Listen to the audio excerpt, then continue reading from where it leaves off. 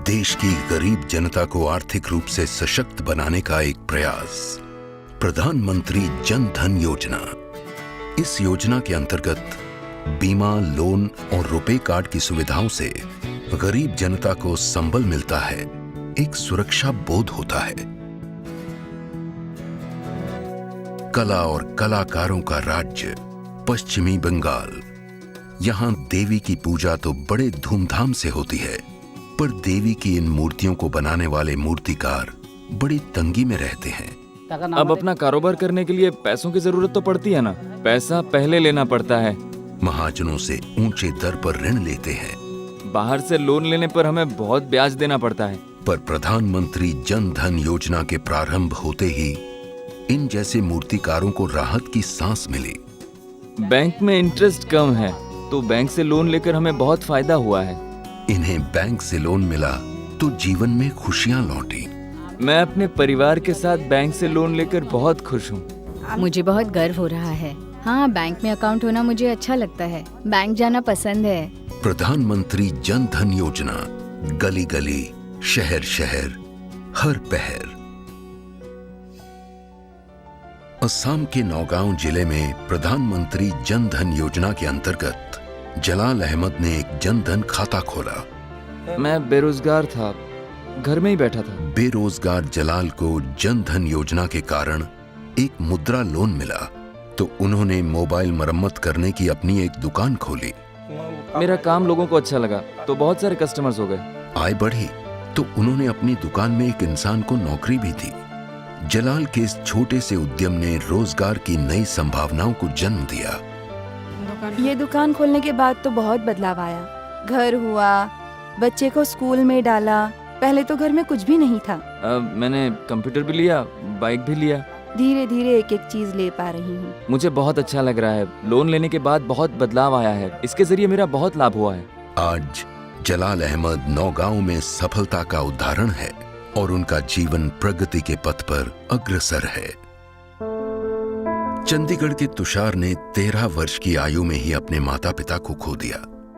उसे समझ में नहीं आ रहा था कि वो क्या करे, कहां जाए, किससे सहायता मांगे।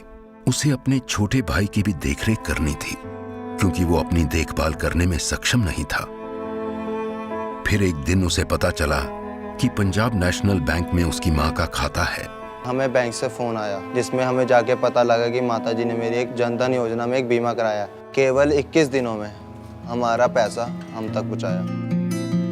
ये 2 लाख रुपए एक सूरज की किरण की रोशनी जैसा है। उसमें से हमने 1 लाख की मेरे नाम की FD कराई, ताकि मैं अपने मम्मी पापा का हर सपना पूरा कर सकूं। तुषार को वो पैसे मिले तो जैसे उसका जीवन ही बदल गया। 2 अक्टूबर 2014 को शुभारंभ हुआ स्वच्छ भारत अभियान का, अपने गांव, मोहल्ले, नगर को स्वच्छ बनाने का।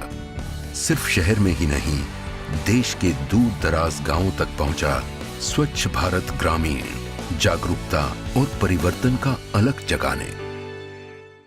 और इस स्वच्छ भारत अभियान की सफलता का एक अलग ही रूप देखने मिला बीकानेर में।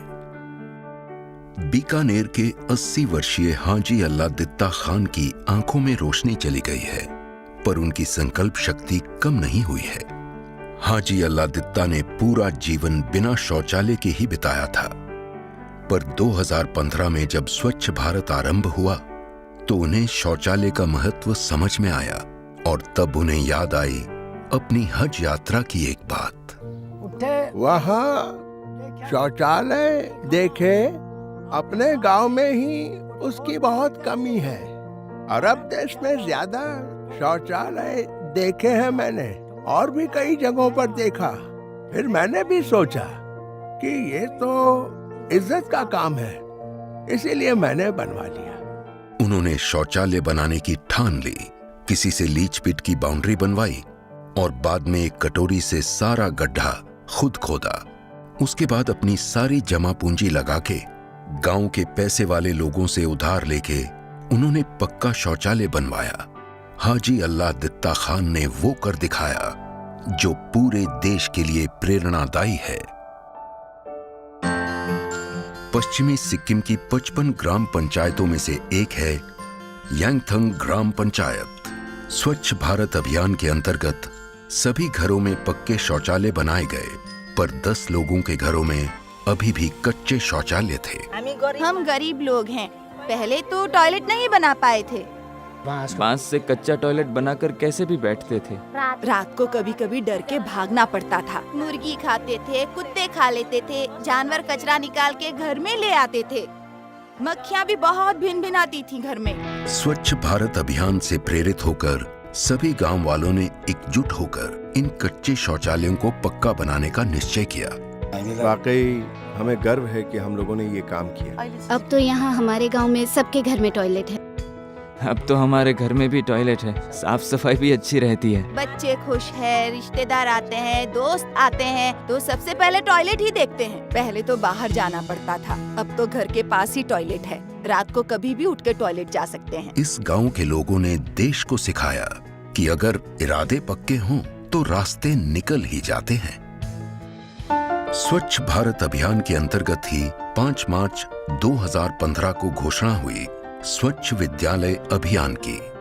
एक पहल आने वाली पीढ़ी को स्वस्थ और स्वच्छ राष्ट्र देने की, उन्हें बेहतर जीवन, बेहतर परिवेश देने की, ताकि उनकी शिक्षा में ना पड़े कोई व्यवधान।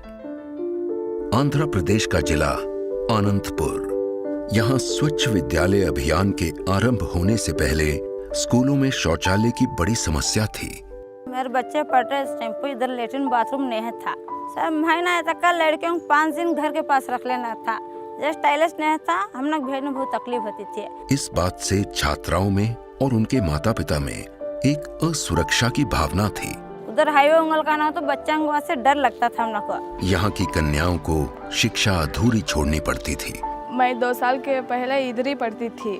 पैखाना नहीं से हमारे मम्मी पापा ने स्कूल छुड़वा दिए। पर स्वच्छ विद्यालय अभियान शुरू हुआ तो स्कूलों में लड़कियों के लिए अलग शौचालय बने। अब लेटरिन बाथरूम सब मोदी सर बनने से माँ बाप को भी खुशी है स्कूल भेजना था।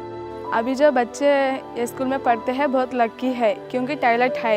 इस अभियान ने कन्याओं के लिए खोले शिक्षा के द्वार। भारत का स्वर्ग कश्मीर, बर्फ से ढके पहाड़, हसीन वादियां और खूबसूरत लोग, पर कश्मीर की खूबसूरती को ग्रहण लगा रही थी शौचालय की अनुपस्थिति। पहले हमारे घर में टॉयलेट नहीं थे, हमको बहुत तकलीफ होती थी। हम बाहर जाते थे, पेड़ के नीचे बैठते थे, शर्म होती थी। अनंतनाग की लड़कियां स्कूल पढ़ने तो जाती थीं, पर टॉयलेट न होने की वजह से उन्हें कठिनाइयों का सामना करना पड़ता था। फीमेल स्टूडेंट से मैं पूछती थी क्यों आप एब्सेंट रहे, तो उनका आंसर होता था मैम बीमार हैं। ऐसा जो मुझे लगता था शाय फील कर रही हैं, तो मैं समझ जाती थी कि क्या इशू उनके साथ रहा है। पर जब से यहाँ स्वच्छ विद्यालय अभियान आरंभ हुआ, हालात बदलने लगे। आज टॉयलेट है और साफ भी है। जब बच्चे स्कूल जाते हैं फिर वापस आते हैं, बोला पापा हमने बाथरूम बनाया, मास्टर जी तो स्कूल में घर पर बनाया। मैं घर वालों से कहती हमारे स्कूल में बहुत अच्छे बाथरूम है, हमारे घर में भी इसी की तरह बाथरूम होने चाहिए। और फिर शुरू हुआ परिवर्तन का एक नया दौर।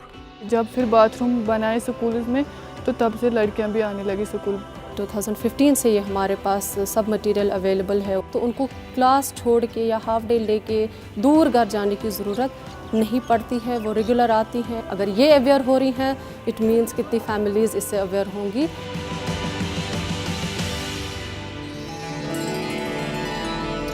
इस परिवर्तन को दादरा नगर हवेली में आगे बढ़ाया 13 वर्षीय अमीशा ने, जो मच्छीपाड़ा सरकारी उच्च विद्यालय में 8वीं की छात्रा है। स्कूल में शौचालय न होने के कारण वो स्कूल जाने में आनाकानी करती थी।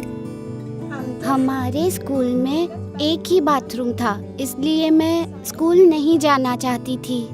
वहाँ की दूसरी लड़कियों का भी यही हाल था। पर स्वच्छ विद्यालय अभियान के अंतर्गत अमीशा के स्कूल में लड़कियों के लिए अलग शौचालय बने और इसका सीधा असर लड़कियों की उपस्थिति पे पड़ा। इसलिए अब मुझे स्कूल जाने और आने में बहुत खुशी होती है। वो नियमित रूप से स्कूल आने लगी। स्कूल जाना अब मुझे अच्छा लगने लगा है और मैं खेल कूद में भी शामिल होने लगी हूँ। अमीशा ने अपने माता पिता को स्कूल जैसा शौचालय घर पे बनाने के लिए प्रेरित किया। मैं स्कूल जाती हूँ और वहाँ की स्वच्छता देखकर मैंने ये निश्चय किया है कि मैं स्वस्थ बनूंगी और मेरे गांव को भी स्वस्थ बनाऊंगी। स्कूल में मिला स्वच्छता का पाठ घरों में भी अपना रंग दिखाने लगा। हवा बदल रही थी। अगर हवा बदल रही हो तो अपनी मिट्टी को परखना लगभग अनिवार्य हो जाता है। इसी भावना से शुरू हुई एक पहल अपनी मिट्टी को जानने की, उसकी जरूरतों को पहचानने की सॉइल हेल्थ कार्ड स्कीम। इसका मूल प्रयोजन खेती में वैज्ञानिक पद्धतियों का प्रयोग और पैदावार में गुणात्मक वृद्धि है। बलरामपुर छत्तीसगढ़ के सूर्या सेल्फ हेल्प ग्रुप की सदस्य हैं थेटे साई। उनके पति झामर साई के पास 1 एकड़ जमीन तो है, पर सिंचाई की कोई व्यवस्था न होने के कारण सिर्फ खरीफ की फसल होती थी। पानी की कमी की वजह से सब्जी भी नहीं होती है। बाजार से खरीदकर हाइब्रिड बीज लगाते हैं, पर सूखा और बीमारी की वजह से फसल कम होती है। खेती से आय अधिक नहीं होती थी। परिणाम स्वरूप अपने 4 बच्चों के भरण पोषण के लिए झामर थेटे को मजदूरी करनी पड़ती थी। हम एक ही फसल धान उगाते थे और दूसरों के यहाँ मजदूरी करने जाते थे। बड़ी मुश्किल से गुजारा होता था। एक दिन कृषि विज्ञान केंद्र के सॉइल साइंटिस्ट्स ने झामर के खेत की मिट्टी का परीक्षण किया और उन्हें जैविक खेती करने की राय दी। वो SRI पद्धति से जीरा फूल धान की खेती के लिए तैयार हो गए। फिर तो थेटे और झामर साई के जीवन में खुशियों का दौर शुरू हुआ। हम लोग खेती कर रहे हैं और अब हम लोगों के खेत में अच्छी खेती हो रही है। फसल भी अब लहराती है और हरी भरी है। सॉइल हेल्थ कार्ड झामर जैसे कई किसानों के जीवन में परिवर्तन का दूत बनकर आया है।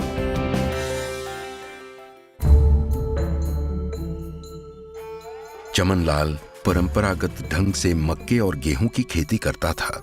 उसकी आजीविका खेती पर ही निर्भर थी, पर दिन प्रतिदिन परिवार का खर्च चला पाना उसके लिए कठिन हो रहा था। सहकारी संस्थाओं से उसने ऋण भी ले रखा था। सॉइल हेल्थ कार्ड स्कीम के आने से उसके खेतों की मिट्टी का परीक्षण हुआ और उसे संतुलित मात्रा में खादों के प्रयोग की सलाह दी गई। उसे गोभी, शलगम, मटर जैसे कैश क्रॉप की खेती के लिए भी प्रोत्साहित किया गया। पिछले साल से सॉइल हेल्थ कार्ड मिले हमें, उसी के जरिए से खेती कर रहे हैं। उससे मतलब 1 साल के अंदर हमें काफ़ी फायदा हुआ है। उसने सॉइल हेल्थ कार्ड में दिए गए निर्देशों के अनुसार खेती की तो लागत भी कम लगी और लाभ भी ज्यादा हुआ। मक्के की खेती में उसे जहां 8,000 रुपए मिलते थे, वहीं उसे 50,000 रुपए मिले। सच कहते हैं, स्वस्थ धरा खेत हरा। आज चमनलाल अपने क्षेत्र का एक आदर्श किसान बन गया है। इन योजनाओं की सफलता से भारत सुदृढ़ हो रहा है। विकास के पथ पर तेजी से अग्रसर हो रहा है। भारत, हमारा भारत।